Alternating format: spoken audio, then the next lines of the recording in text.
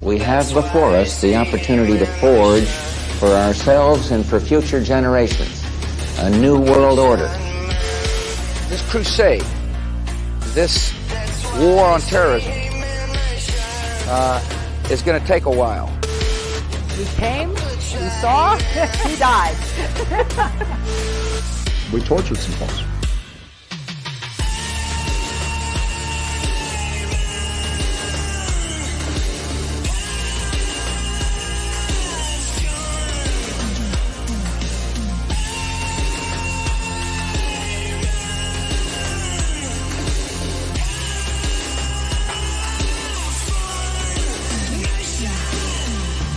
Yourselves to these unnatural men with machine minds and machine hearts. You are not machines. You are not cattle. You are men. You have the love of humanity in your hearts. You don't hate. Only the unloved hate. The unloved and the unnatural. Soldiers, don't fight for slavery. Fight for liberty.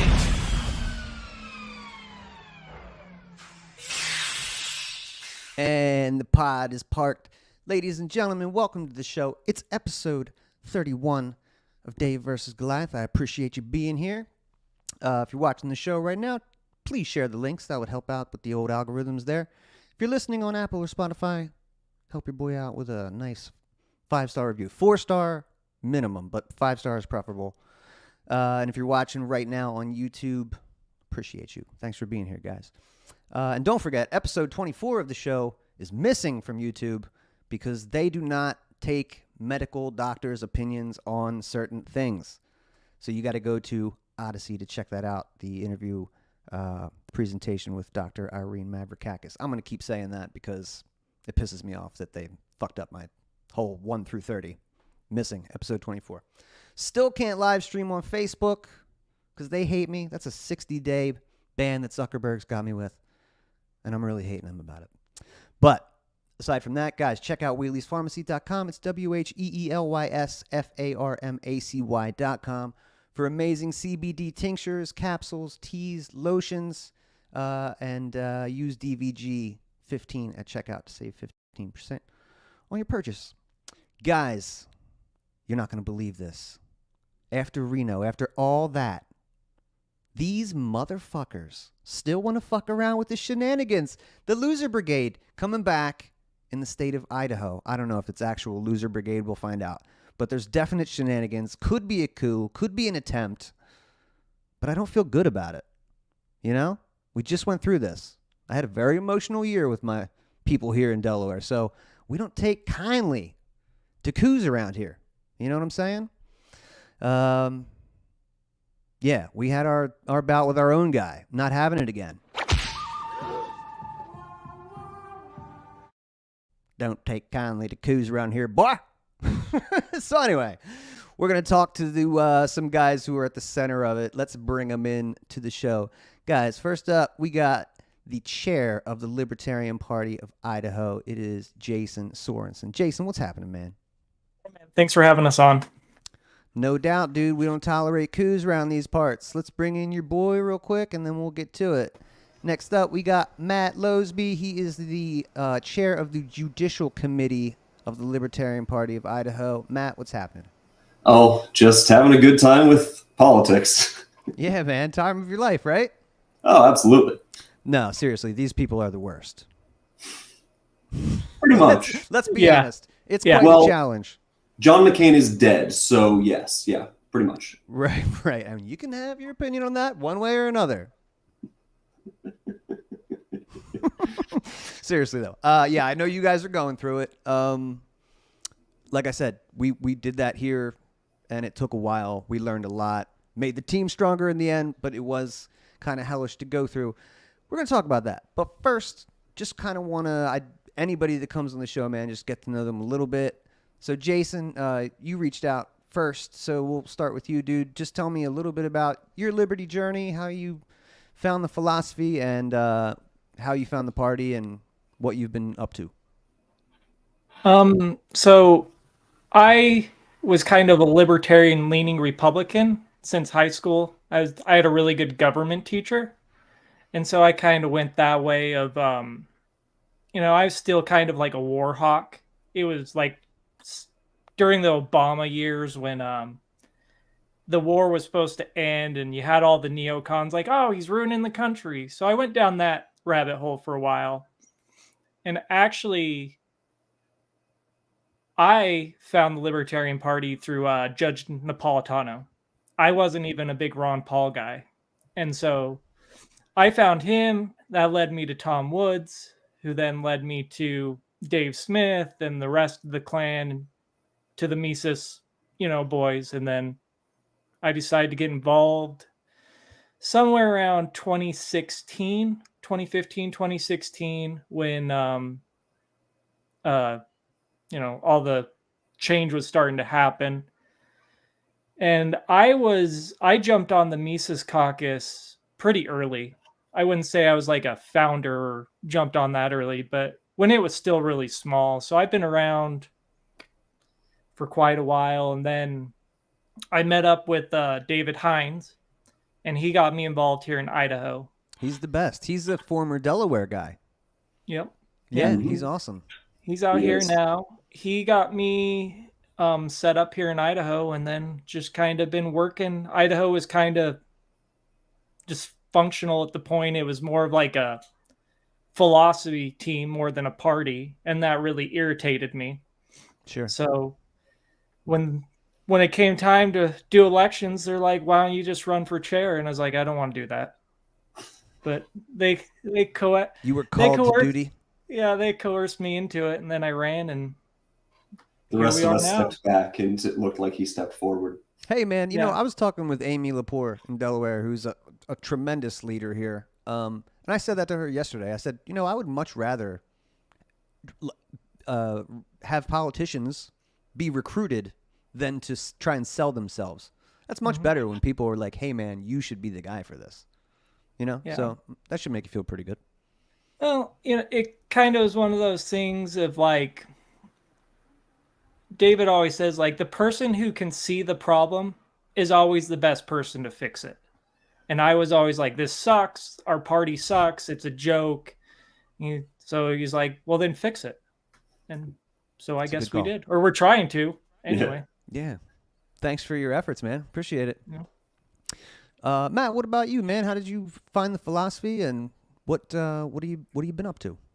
Yeah, well, I'm never really sure when I became a libertarian, because I read The Moon is a Harsh Mistress when I was maybe 15 in high school, and found I was just like, oh yeah, this makes a lot of sense. This makes a lot of sense. Read Atlas Shrugged, got into that side of the literature on things. But like when I was in elementary school, 9/11, I was 10 years old. And so, for the early 2000s, I was pretty war hawkish because, oh my gosh, got to defend our country, and cheered the bombing of Baghdad and all that kind of thing. So somewhere between when I was 12 and when I was 15, that's when I really started to really love liberty. And then when I went to college, I was at a party, this was Ron Paul days, 2010.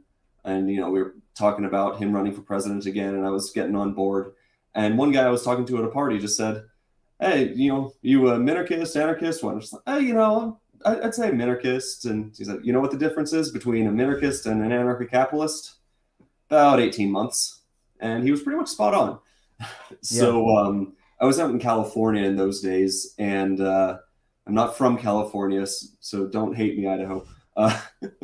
But I didn't really want to get involved in the party there, just because it seemed like it was a joke. I wanted to see Ron Paul win a primary, but I was living in California, and our votes didn't matter for primaries anyway, because they're late in the game, no one cares. So I would just vote Libertarian general elections, or try to vote for Liberty Republicans or the occasional Liberty Democrat. But then I moved out to North Carolina in 2018, and that's about the time that the call went out from Tom and Dave to say like, hey, we're doing this Mises Caucus shit. And so that is when I got involved out at the Wake County LP, and they were really well run, and I was really impressed. And so I wanted to try to do some stuff, and I ended up getting selected as an alternate delegate for the convention in 2020, which was going to be in Austin, and it was online, and then it was in Orlando. And I flew out to Orlando, and so I was there in person, which was a great time. And while I was there, I knew I'd wanted to move to Idaho. And so I walked over to the Idaho table, and David Himes was there. It was like, oh yeah, man, as soon as you're over here, come get involved. And then I moved out here in early 2021, and just found that the party was not doing anything really. There would be philosophy brunches every month in the Treasure Valley, the Boise area, and that was it. And one guy was passing around a legalized marijuana petition. It's like, oh yeah, sure, that's cool, but are we doing anything else?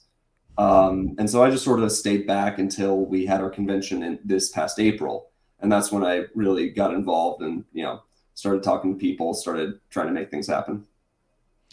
Awesome, man. It's cool. I had no doubt that the Tom Woods and Dave Smith endorsement of the caucus around 2018, was going to bring like floods of people in, and it definitely did. It's really cool that was both of your guys' kind of story. 'Cause man, it is really cool that Mike set up this little Facebook group, right? Mm-hmm. That grew really quickly. And Tom Woods, I still have the screenshot. Tom Woods said, like, I never would have done it if it wasn't for Michael Heiss. So just if it wasn't for a regular dude going, yo, there needs to be a place for this Ron Paul energy, even if it's a Facebook group. You know what I mean? Like, there needs to be a place for that. And then, boom, here comes Tom Woods. Oh, like the intellectual thought leader of the movement is in. Okay, so here comes Dave Smith and at the time Pete. And it's awesome, man. It's really great. And that led to the eventual takeover of the national party and most state parties. But you guys had a little bit of backlash, as we did. But let's talk about you today. So you had a convention. This was when, again? We'll just quickly April 2nd was our convention. Okay. And so the national was, end of May. And then right after the convention, we were doing some internal processes to try to fill some offices within the party that had never been filled before, that went through state elections. And we were basically, we had some meetings that were trying to fill these positions. Most of them actually weren't successful because people who thought they had won elections hadn't. But basically, we started to fill the state central committee, which is sort of a creature of statute. It only does a couple things. It schedules conventions and it can discipline officers of the party.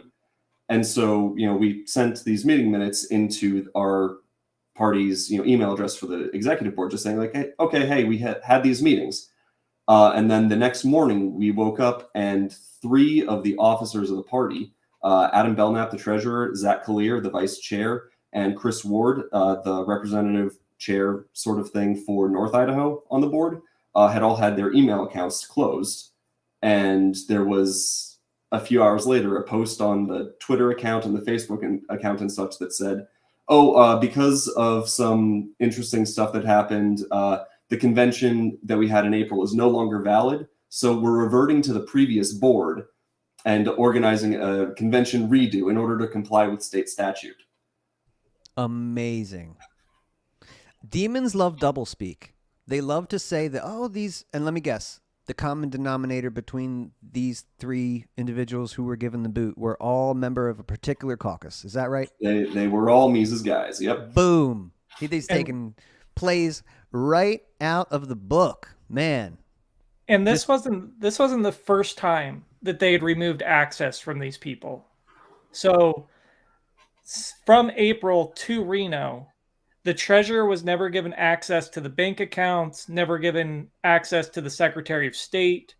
I believe the Region 1 rep was the same, and they had all had their access removed from party communications earlier than Reno. So it wasn't the first time that some shady shit had gone on. Yeah, basically we had a Slack server that was just for planning stuff internally within the party, nothing like making motions or anything like that, but just like, hey, when would be a good time for a meeting? Or, hey, can we do something on Twitter with this? And then the guy who was elected chair in April sent out an NDA to everybody who was in that Slack and said, I need you guys to sign this. And our treasurer read it, because you're not going to sign a contract that you haven't read, right? No one ever does that with end user license agreements or anything. But he actually read it. And as he was going through, he was just like, this is far too restrictive. I wouldn't be able to talk to my wife about a meeting we just held because what it looked like was basically an NDA from a software company in Oregon. It even had a few references to the state of Oregon in it. So it's not a good NDA for people using party assets, because what do you need an NDA for? Basically, don't share private information of your members and donors, and that's pretty much it. And don't use it for personal benefit, only for party benefit. That's what a reasonable party NDA has. That's what the California one has. And so he said, no, I'm not going to sign this. And so the chair removed him and a couple other people who also refused to sign from the Slack channels. We ended up having an executive board meeting that I attended for a part of it, and they decided to, okay, people don't like this NDA, so we'll form a committee to get an NDA that's actually operable. And I was on that committee. But before we could even return with like, hey, here's a reasonable NDA, the Reno reset happened, and then the steal happened. Wow. Yeah, that was right after Reno. Yeah, right? It was the day after Reno. Mm-hmm. So incredibly bold. What do you think their main goal is? Like, what is the best case scenario for these people? I couldn't tell you. I can only suspect.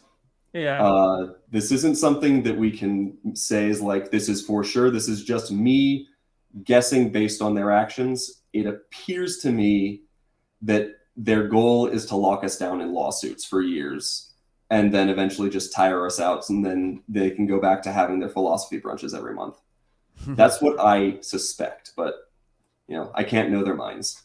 Right. So they still have all your assets, all the social media assets, all the bank accounts. They have access to everything, and they're keeping everybody else locked out. Is that accurate? Yep.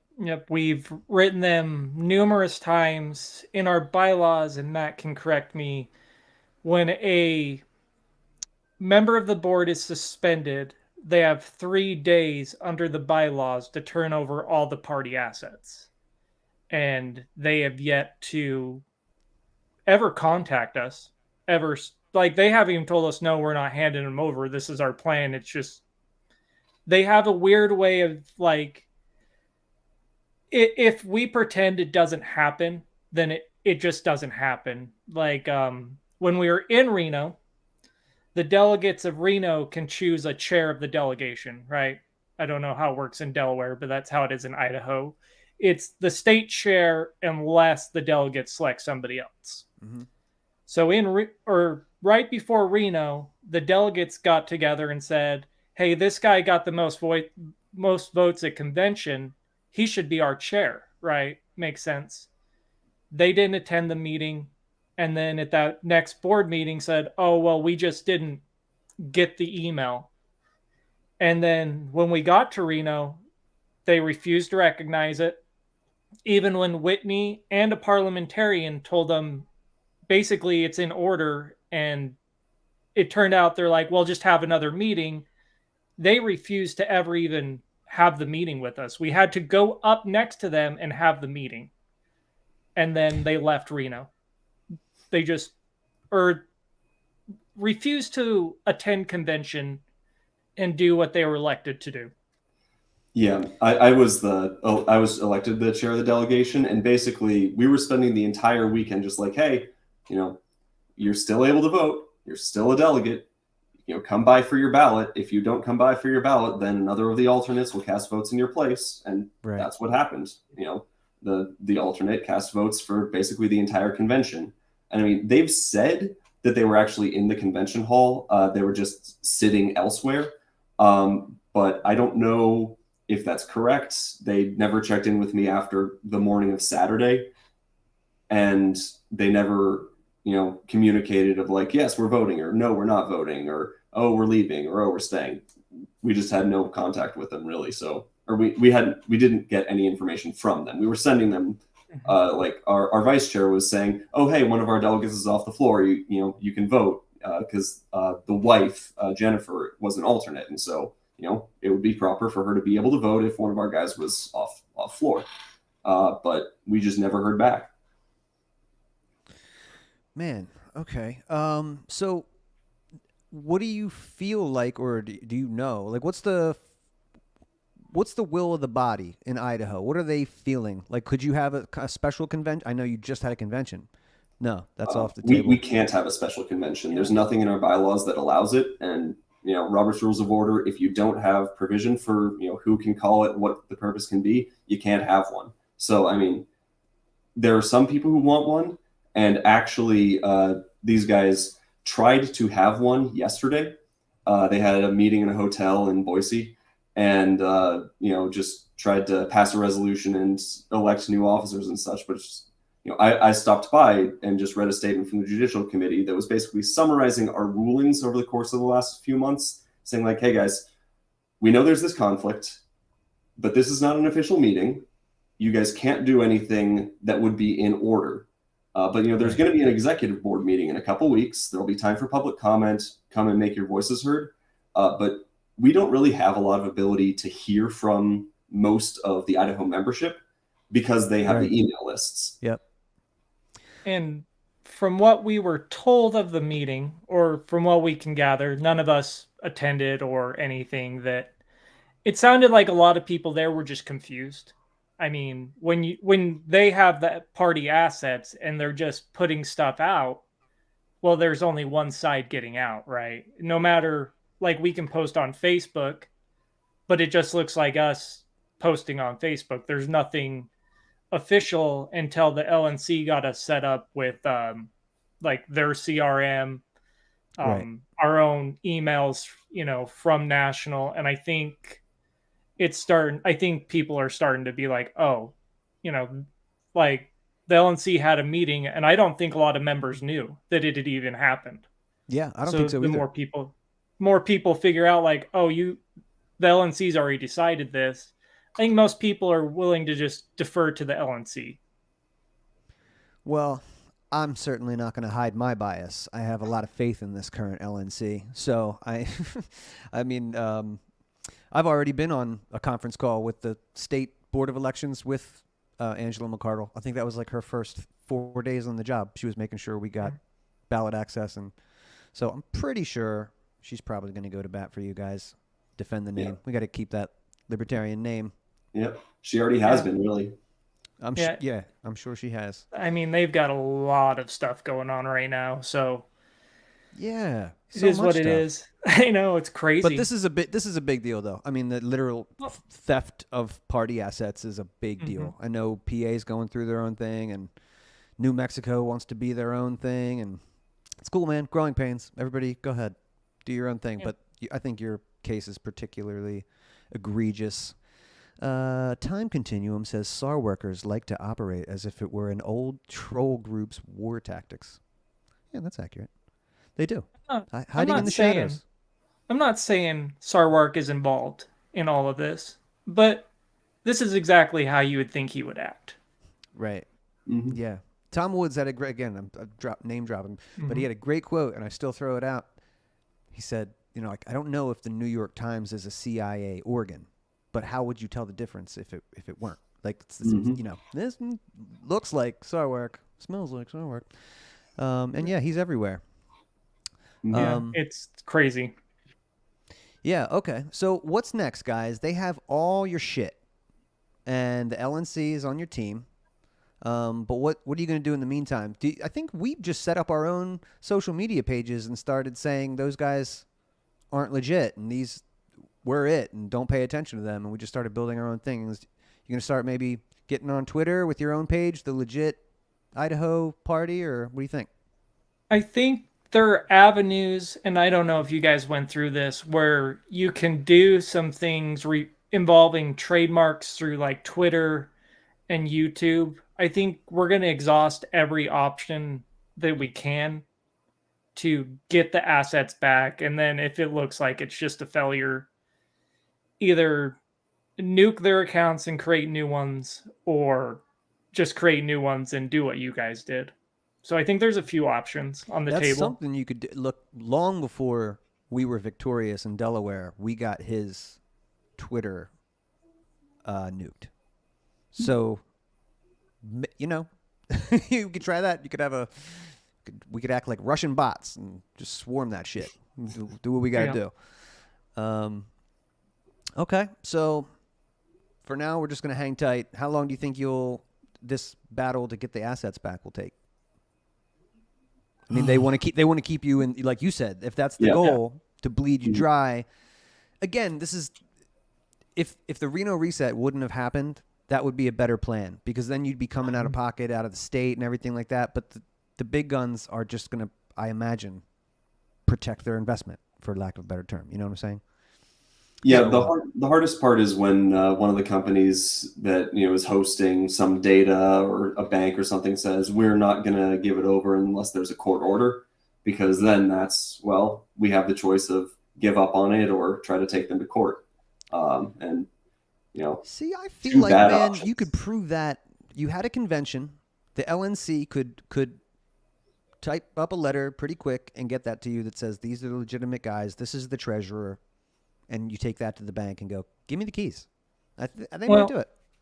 The problem is we aren't necessarily 100% sure. And when we went to the bank, they kind of alluded to, like, this isn't a party. It's not a party account. It's kind of more like, we can't give you the information because it's personal. It's not an LPID account. And I know they had made numerous claims before Reno that they had been doing in-kind donations to the party, and a lot of the assets were in their name. See, this is another common theme. I think that some of these low-level political goblins like to use just whatever, third parties, as little money laundering operations. Not accusing anybody of anything. Just saying, you can set up committees pretty easily, and you can set up a political party in Delaware really easily, and you can, make donations here and move it to this bank account. Who knows, man? So yeah, be on the lookout for that. All right. So, what is the party doing in the meantime? What can you do? Are you doing like outreach? Are you out in the streets, or what can you do? So at this point, like, it's the first time we've had a board meeting where we could actually do stuff. Like, before, it was always, this was hanging over our head. Like, are we the legitimate board? Is this even a thing? But right now we're trying to get committees set up. The party's never really had people on committees. Like, I think there was a bylaws committee and maybe a few others with like 3 people. So we're setting up committees. We're working on getting a new bank account and just trying to get things flowing so we can actually start to do stuff now. It's just the process of...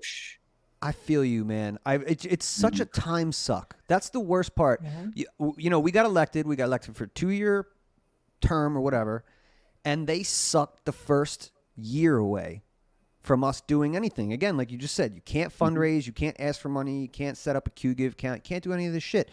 The best case scenario for them, like you said, is to suck you dry legally or to prevent you from just making any kind of moves. So in that, I guess these fucking goblins are a little bit successful right now in just impeding your ability to do your work, which is, again, you got to be a real piece of shit. This is not what the Mises Caucus did, We lost in 2018. Went back, all right, restructure. Lost again in 2020. Go back, restructure, come back. At no point did anybody say, fuck this, I'm quitting the party if you don't act like this, or no rage quits. That was never a thing. And we're going to steal all your party's assets. Right. And actual quit. theft. Right. Like, they use the term, the takeover is like a political it's like a campaign, right? Yeah. And they treated it like a literal hostile takeover while they actively participate in actual hostile takeovers. And that's Idaho, New Hampshire, Massachusetts, Delaware. You got to be just a real asshole to do that, man. Just take your loss on the chin. Get in your groups, get in your blue-pilled loser brigade chats, and plot for the next election or whatever, man. But That's not how you do it. It's real scummy, bad character. Yeah, it's like I said, it's been one of those things, but we are, the LNC's helped us. Like, we're working on getting a way to accept money, donations. So we'll have all of that set up. So we should be able to start recruiting here soon. Membership emails and stuff. But this is shit we should have been doing in April. And now we're 4 months in. And so it's just a lot of hurry and catch up and hope by next April you actually get something done. How's the team? How's morale? I'd say good. We're feeling pretty good. Yeah. Like, because ultimately the LNC decision that really just sort of said, no, this is the end. They have a couple more weeks to try to appeal it to the JC if they can get, however many hundred signatures they would need. But ultimately, war's over. We won. And it's just like, cleanup at this point. And so people are feeling pretty good about that. And, we can finally go back to actually doing this freedom and liberty shit. I don't That's know. good, man. I don't know how it was for you guys in Delaware, but it kind of flows up and down. Like, you feel like, oh, we've got this. And then you're like, oh shit, we gotta, but you just gotta, you're moving forward, which is key. Like, when we got in a big standstill, everybody was kind of, you get a little down, like, this is such a waste of time. But now we're actually doing things. I think everybody's excited again to actually be able to do the shit we wanted to do in the first place. Dude, that's what it's all about. And that's what got me in it, and that's what kept me in it, was kind of like the community that you can build and the team that you surround yourself with. These are good people. I'm sure you guys got that going on too. And yeah, we got to do something, right? I'm tired of being black pilled. Got to try and throw some white pills in from every now and then. And the Mises Caucus can check off some of those boxes. They've done some pretty great things, I think, in a 5-year term. It makes me pretty optimistic. I can tell you, like, our team of guys, like, going through this was shitty, but it like kind of bonded us together. And like, some of the shit that like the members of our team got done is impressive. To be able to not have to rely on lawyers as much or parliamentarians, and just some of the stuff we got done, like, kudos to the guys. Like, it's awesome. Like, That's I'm cool, not man. that smart. I'm probably the dumbest person in the group. The figurehead, right? Yeah. Just the face job. Just tell me what to say, right? Yeah. Let me know pretty if you need much. ice cream. Yeah. That's cool, man. Well, yeah, I mean, this project, and when I say that, I mean the takeover of the Libertarian Party. It's, if you have a high time preference, probably not for you. Though I think 5 years is, that's pretty amazing. But yeah, you have to be able to look forward. You have to be able to kind of like tread through the shit.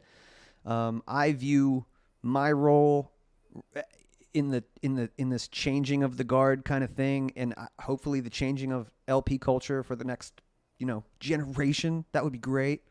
I hope that we can set that right. Like, I don't want to be here. That's the difference between me and Will McVeigh.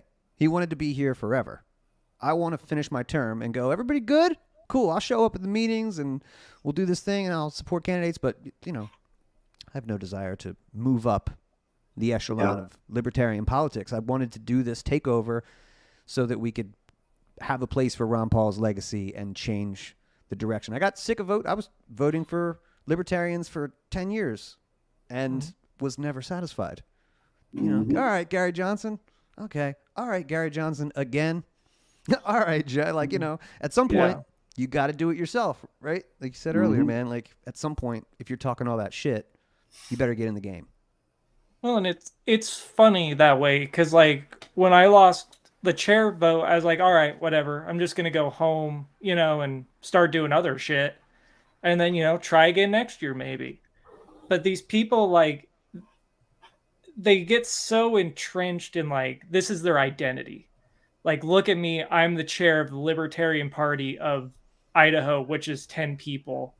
And it's like an ego boost for them. Like, I could lose next April or whatever and go home and be like, thank God I can go spend time with my daughter. Like I get to go, not waste time doing shit, and spend it with my family. But they just look at it as like they need it. They need to be like in this higher position because it's all they have. Type of deal. It's sad. It's very sad. It's all they have. Very sad. Bigly sad. And again, man, the microcosm, it's so funny how this just happens in little pockets all over the place. It's the same story. It's the same crap, same losers. Don't want to, like, we came in with open arms. And I don't care where you fall or whatever. I was cool with Vermin Supreme when I first heard about that guy. Whatever your side, I don't care. Yeah. But that was me going in with good faith, thinking that, we'd all would just be cool. But all the while, they were plotting on us the whole time. And as soon as they had a minute to strike, they did, like, the very next day, They should have been cool. All you had to do was be cool, Well, it's one of those things. Idaho always seems to get a lot of Californians, and sometimes they just send us their junk. Mm-hmm. Yep. I'm just kidding, California. We love you. Matthew Butts is my spirit animal. He's a G. I love him to death. Yeah, man. We got to meet in Reno. Gave him a hug. He's the man. What a hard worker. That's funny. David Hines, as you mentioned, that guy, he's so eloquent. He's like the Thomas Jefferson of the Mises Caucus. But he said there's an interesting paradox in like LP culture where like maybe the more conservative the state or the county, the LP is like the reverse of that culture. So like, you're in probably, I imagine, like a more maybe conservative area. So maybe you're dealing with some liberal dickbags. Like where pretty much. Yeah, I think in Idaho, basically Republicans win the election always, except for like mayor of Boise. And so because of that, if you want to actually get to move the state toward liberty, you register as a Republican and vote for Liberty Republicans. Like we want to bring people into the Libertarian Party, but if they can't cast a Republican primary ballot, then they don't get to choose who's winning the election. I mean, it's democracy anyway, but they're still trying the thing that they think will work. And so the people who aren't willing to register as Republican and don't like the Democrats for one reason or another, maybe it's just the authoritarianism, maybe it's something else, they go to the LP and it's like, okay, you guys, sometimes get some votes. You guys have ballot access. Green Party doesn't. So we'll just go for you guys. And so I think that's where we got some of the people who we've been spending this year fighting against. And they've made numerous claims about, well, Republicans this, Republicans that. I don't know how Delaware works, but in Idaho, it's just, there's the big cities like Coeur d'Alene, Boise, those areas, but everywhere else is just agriculture. It's small little towns. Same, bro. So same. Yeah. So if you can't vote in a Republican primary, you don't get a say on who your county commissioners are, who your mayor is, any of this stuff. And it's like, it's one of the first things I found out when I started talking to people is they're like, yeah, I don't register Libertarian because I can't vote in my primary. And let's be realistic, like I want to have a say in who's going to, run my town. And so before I got involved with the party here, I registered as, I think I was either a not registered or independent or whatever, but I registered as a Democrat to support Tulsi Gabbard in this ultra blue state. Because as you said, Matt, sometimes you got to go where the most maybe a Liberty Democrat, if you can find one, or a Liberty Republican, if you're lucky enough to have one of those. But that's where, I don't move, man. Like I go where I can work. And like you said, the primaries, if you want to participate at all. And I knew, I was Ron Paul OG. So I knew that they were not going to select Tulsi Gabbard as the nominee. But if you get one punch on the thing and you're going to participate in this crap, I figured, all right, like I'll just, it's a blue state. This is the one that I want. At least she was talking that no regime change stuff a little bit. So, yeah. But again, that they gave me shit as soon as I got involved in the LP here. Oh, former Democrat. And then 6 months later, I was a white nationalist and all the other things, whatever. Resident asshole. Isn't that what Will McVeigh called you? Said you were an asshole. He definitely did. That one I like though. That one can stick. And Yeah. I'm It only an thinks he's asshole to my enemies. Everybody else who's in my circle, gets nothing but love. But yeah, I want my enemies to think I'm an asshole, for sure. Yeah, You know what I it's mean? Because crazy. we don't take kindly to coups around here. Dudes, tell everybody what they can do to help, what they should do to support Idaho and support you guys. Well, if you're in Idaho, Matt, what's the email? IdahoLP.org. Yeah, Right? yeah. So chair at IdahoLP.org is how you can reach Jayson. And we have our website set up, IdahoLP.org. If people want to get more detail on like what we've been dealing with all summer and everything, they could go to the Internal Matters subpage, IdahoLP.org/internal-matters. And then we really want people to come to the executive board meeting that's going to be happening on September 13th. Video conference like you'd expect for a state that takes 8 hours across. And so that's going to be posted on IdahoLP.org/meetings, and it's happening at 7 p.m. Mountain Time on the 13th. Yep. And don't donate to the other webpage because we don't know where your money's going. Yep. Just we are working now to get a way for us to accept money. And so, but if you have any questions, hit me up. I'm always free to chat. Cool, man. If you guys are not, get in the Libertarian Party of Delaware group. Pick some of the brains in there. Carter, Amy. These guys have spent hours on this stuff and judicial committee stuff, and just might be of some assistance. So yeah, if you need anything, please reach out, and appreciate your efforts, and good meeting you guys, man. You too. I think we need to set up with all the states that have had coups, just a little group. There is some kind of yes, absolutely. Yeah. We've been through the shit. Maybe we should get some fucking trophy or something. Yeah, plastic. We'll just form a new region of all the states that had coups. That's what we'll do at 24. The coup-proof majority. Yeah. I like it, dudes. I'll be watching, and I'll share the links, and keep up the great work, dudes. Will do. Thanks for having us. You know it. Thank you. Peace. All right, my friends, that is it for episode 31. It was a special one, so tune in tomorrow. We'll be back. I have LNC member and historian, author Dave Benner. We're going to talk about the communist infiltration into the government and our culture, and I'm fucking excited about it. Guys, it's been a real pleasure. Thanks for being here. I'll see you tomorrow. Peace.